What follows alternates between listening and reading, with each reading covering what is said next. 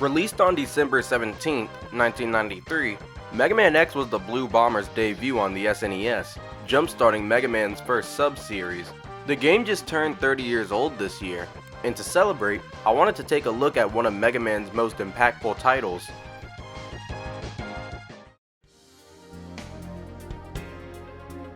One of, if not the first person brought onto the team, was series veteran Keiji Inafune.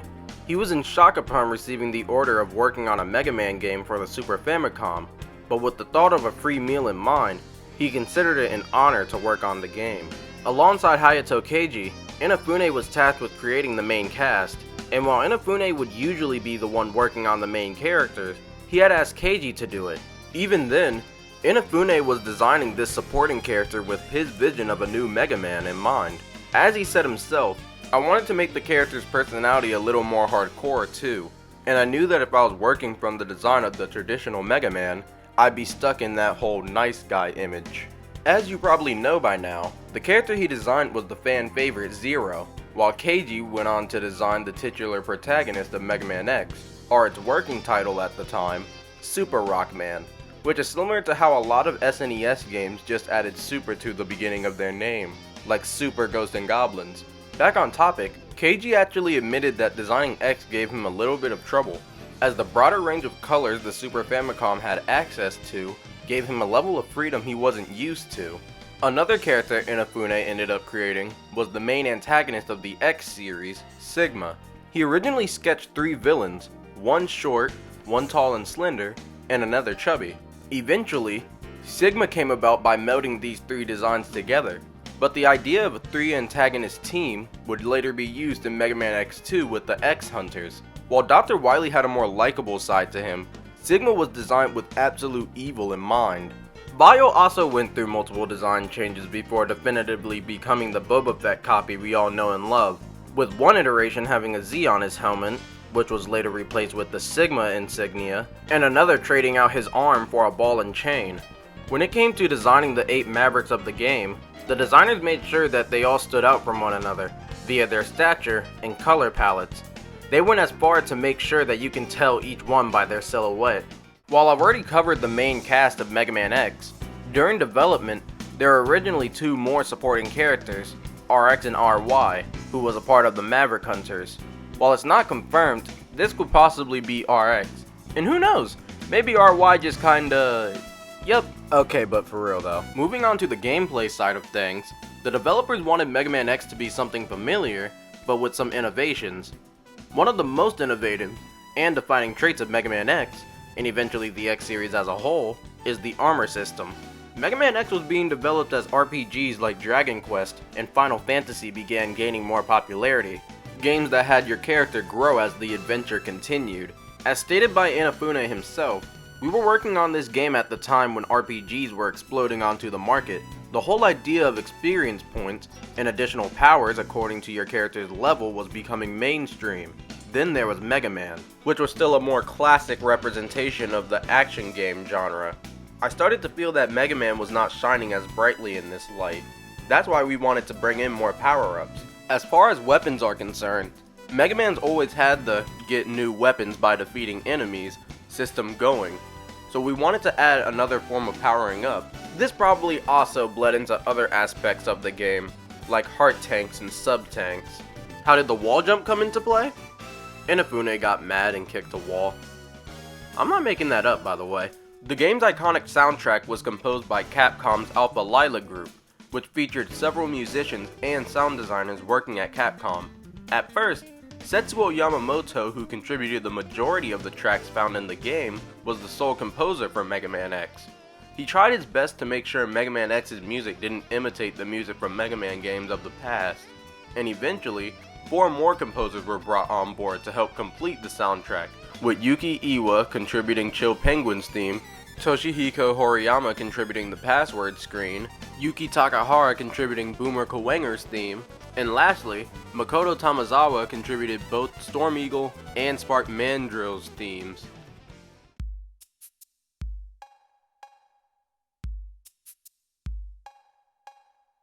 During the 1993 Summer Consumer Electronics Show, Mega Man X was revealed to North America for the first time. Later down the line, Mega Man X would be featured in the Pack Watch section of Nintendo Power's 50th issue. As you probably noticed, the images used in the preview all take place in a stage which didn't make it into the final game, known as the White City. Eventually, GamePro covered the game in their August issue, and in September, had covered the game on a much larger scale.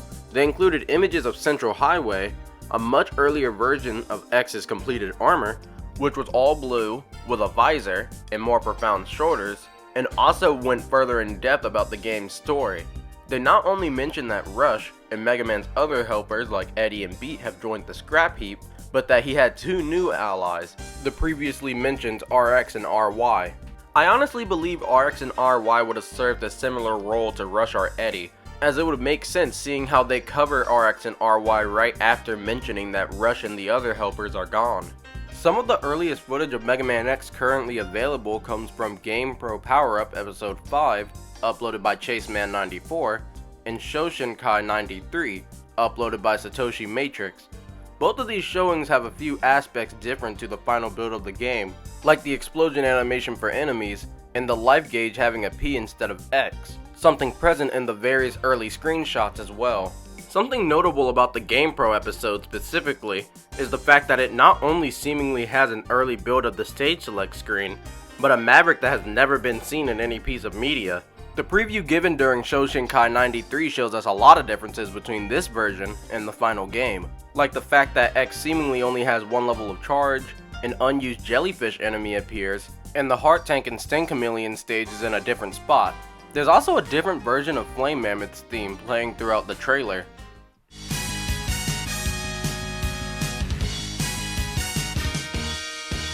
Later, during the Winter Consumer Electronics Show of 1994, this inflatable version of X made an appearance, decked out in the completed armor set. This version of the armor has a mouth plate, something that wouldn't be used in the final release. Danger. All the bases are on. 西暦2100 WX 年、レプリロイドたちの反乱が始まった。もう一人のヒーロー、ロックマン X。スーパーファミコンで新登場。君はまだ X を知らない。Capcom. When released, Mega Man X was praised by critics, with many applauding Mega Man's successful jump to more powerful hardware. However, while the game was praised, it did face some criticisms, like some finding the game too easy compared to its predecessors, and some publications like Nintendo Power believing that the game changed too little about the standard formula. The game follows Mega Man X, shortened to X most of the time. He was found within a capsule inside the late Dr. Light's lab by an archaeologist named Dr. Kane. After studying X's systems, Dr. Kane began replicating him, producing Reploids, androids who can think for themselves, free from the 3 laws of robotics. However, as time passed, an alarming number of Reploids gone rogue, being labeled as Mavericks. Eventually, Dr. Kane founded the Maverick Hunters in an attempt to protect the innocent from the Maverick attacks. The commander of the Maverick Hunters, Sigma, eventually rebelled, convincing 9 of his fellow Maverick Hunters to join him, whether it was through force, playing into their desires, or even blind loyalty. This leaves the Maverick Hunters with just X and Zero, who are entrusted with the mission of stopping Sigma's rebellion. After an encounter with Vile on Central Highway, X is left doubting himself and his strength, until Zero tells him not to worry about it, reminding X that he hasn't even reached his full potential yet, and that once he does, he could become Zero's equal.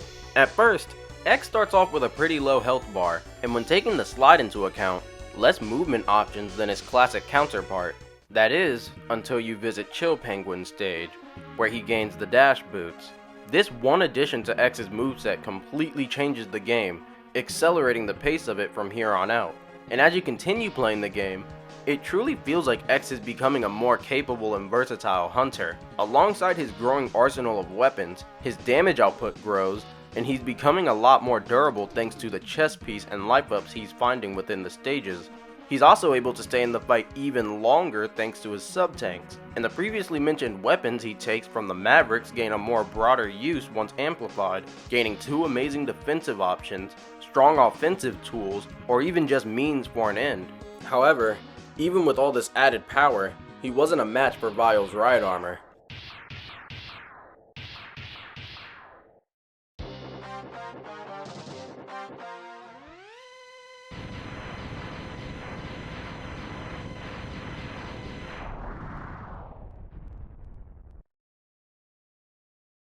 Zero's sacrifice fills X with enough energy to finally defeat Vile. With Sigma around the corner, Zero entrusts X with the success of the mission. X continues to fight his way through Sigma's fortress, eventually reaching Sigma himself, and after a hard-fought battle, he gets the better of Sigma, taking out his former commander. After everything is said and done, X begins to ponder how long he'll have to continue fighting the good fight, and while he doesn't know the answer, he knows that he'll always be ready to raise his buster if it means protecting the innocent. The way Mega Man X ties its story into its gameplay is honestly incredible, and it's one of my favorite aspects of the game. Speaking of the gameplay, Mega Man X is basically your standard Mega Man game, but with some added bits of flavor. As previously mentioned, the armor system serves to enhance X's capabilities. Each piece of the armor is useful in its own way, and it doesn't feel like a hassle to go out of your way for them. I will admit though, the headpiece does feel artificially useful compared to the rest, if you know what I mean. And on the topic of the heart tanks, I understand why some people see it as unnecessary, or annoying that they took away X's health and split it up, but if he started with full health, the game might have been too easy from the jump. Mega Man X is definitely on the easier side of the franchise, thanks to its level design being a lot more forgiving, plus the added wall jump helping you out of bottomless pits, some of the best weapons in the franchise, and the sub-tanks making every moment manageable. Not that it's inherently a bad thing, but it's worth mentioning considering the fact that Mega Man is known for its difficulty. Honestly, my biggest problem with Mega Man X is that assuming you plan on getting all the upgrades and minimizing your backtracking, your order is kind of forced, because you of course have to start with Chill Penguin, and then collect each armor piece and weapon accordingly so you can get the next item. When it comes to the bosses, I'm kinda mixed on them though. Most of the time boss fights are pretty hit and miss with me, but a lot of them completely fold when you use their weakness. And I mean, yeah, you can just not use them, but that doesn't mean it shouldn't be mentioned. Weaknesses aside, a lot of the bosses can keep you moving, and some of their attacks do really good damage. Some encounters are definitely challenging as well, like Boss Spider and Wolf Sigma still give me a hard time every now and then. Overall, they have a good amount of energy, and like I said, weaknesses aside, for the most part they're really enjoyable. Mega Man X also holds what's most likely the most iconic reference to Street Fighter in a video game. The Hadoken can be obtained by collecting every other collectible, including the armor pieces, heart tanks, and sub-tanks, and returning to Armored Armadillo's stage. After leaving the stage or falling into the bottomless pit a few times near the end of the stage, the pod will show up. Here's something new you might actually not know about the Hadoken though. Did you know that you can actually do all the steps I just listed without all of the collectibles, collect whatever you're missing, and go back to Armored Armadillo's stage and the pod will be waiting there? How do I know this, you may ask? The Heart Tank and Spark Mandrill stage. This thing literally kills everything but Wolf Sigma in one hit. And while once again, you can choose to not use it as it does break the difficulty of the game, seeing the trouble and time you gotta put yourself through to get it,